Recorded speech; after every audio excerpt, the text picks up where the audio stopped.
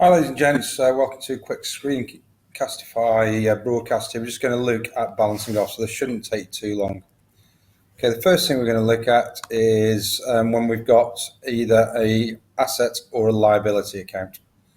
Generally these are quite straightforward and we always do the same thing no matter whether it's the end of the month or the end of the year. So the first thing we do in this case, it's machinery, and that is an asset account. And what I would always do first is we need to put two lines, one on top of the other. And I'm going to show you to do it here because you'll need to in your examples. But for the rest of the examples I'm going to do, that's already been done. So if you click on this drop down box here, you can put a line above, a line below, and we need to do the same on the other side. And what's important when we do this is we leave ourselves a gap, because as we're doing the balancing off, sometimes something may need to go in this space here above the totals. Okay, next thing we need to do is to find out which side is the bigger. On this case, it's clearly going to be the debit side that's a bigger because there's nothing on the credit side, so it's a nice simple one. So what I know is that the debit side is 27,000. And what I've got to do is make the credit side 27,000. So it's called balancing off because both sides of the account have got to end up at the same value. Okay, now we've clearly got a problem here because the debit side is significantly bigger than the credit side. So we need to put an entry of 27,000 on the credit side of the account. Okay, I've nearly done that. 27. Okay, and because it's an asset or a liability account, we're going to do this at the end of either the month or the end of the year. So I'm going to do it for the end of 2015. So we're going to call that the 31st of the 12th, and it's 2015, put the date in. And then what we write in the commentary is balance carried forward.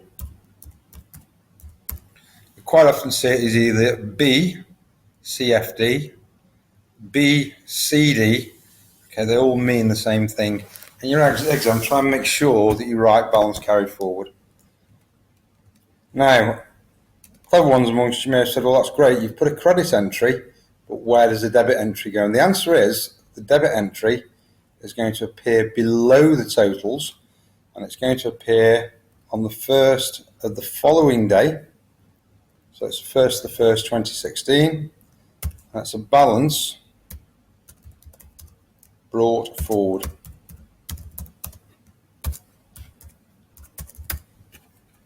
And that's going to be 27,000.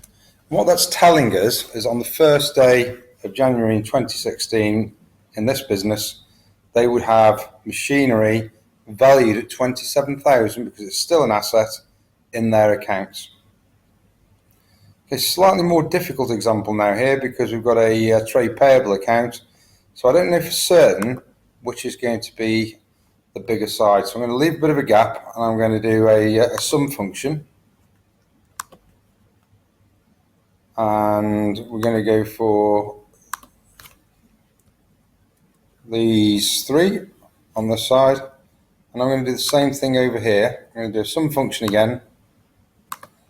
Okay, you don't need to do it this way. You can do it with your calculators. And that tells me that the credit side is bigger than the debit side. So that's fine. Both sides have got to equal 7,300. So if I put 7,300 as my total on the credit side, I know that my debit side has also got to equal 7,300. Okay, same way that we've done it before. So again, I'll go for the 31st of the 12th, 2015, do it at the end of the year. We're going to have a balance carried forward, and that's going to be 2,400 taken away from 7,300 is 4,900. Okay, and then again a balance brought forward, this time on the 1st of the 1st, 16, and that's balance brought forward,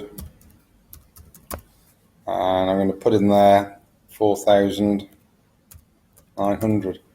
What that means is at the start of 2016, I owe my trade payable, Harry Kane, £4,900, or KD, or dollars indeed, it doesn't make any difference. And one that's always complicated is a bank statement. Again, I've put the totals in here already, or the gaps for the totals with the lines above and below. Okay, in this case, I do know that the debit side is going to be bigger because we've got a 7,000 on the debit side and a 4,000 on the debit side. And what I also know is because the balance brought forward on this account at the start of the year was 1,650. That's on the credit side. So we started the year with an overdraft. Okay, so I'll put the 11,000 into the total gap. Same on this side.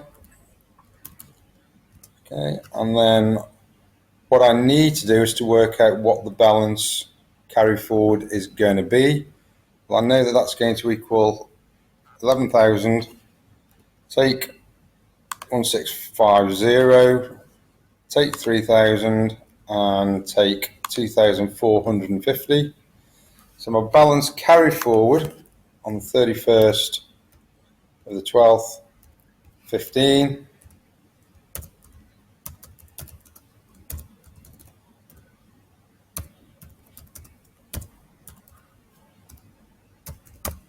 Is going to be 3,900, and because I've got a balance carry forward, I've got to do the double entry.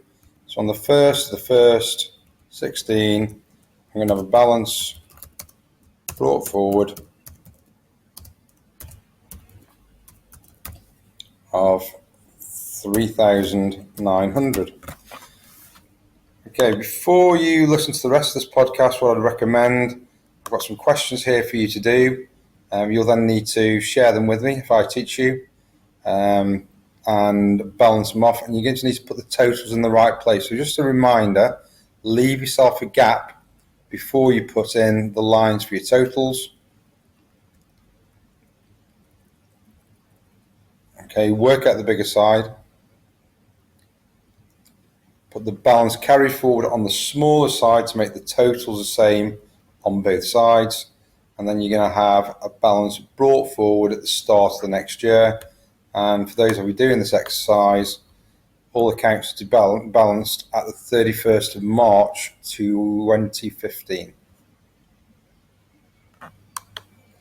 Right, second type of accounts. Okay, these are income and expenditure accounts. So your incomes and your expenses. And we do something very slightly different with these. A lot of companies will balance these off during the year. If they're doing it during the year, it's exactly the same as we've already done for assets and liabilities. So you'd have a balance carry forward, balance brought forward. But what we're going to focus on here is what we do at the end of the year.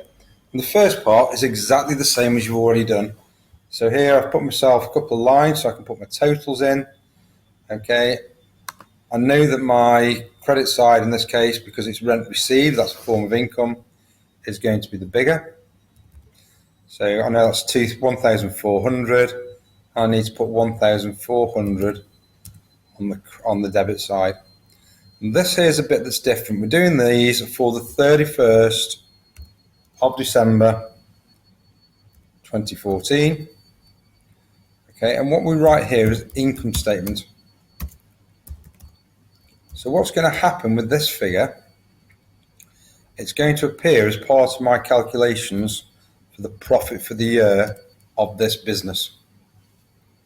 Okay, so notice there's no balance brought forward. Okay, a lot of you haven't gone far enough on with your accounting yet to fully understand this, but that's because these figures reappear in the income statement as part of the calculation of the profit or loss of the business. Okay, motor expenses, next one that we're going to do. Okay, I've forgotten here to mark in the T account, so I'm just very quickly going to do that. So,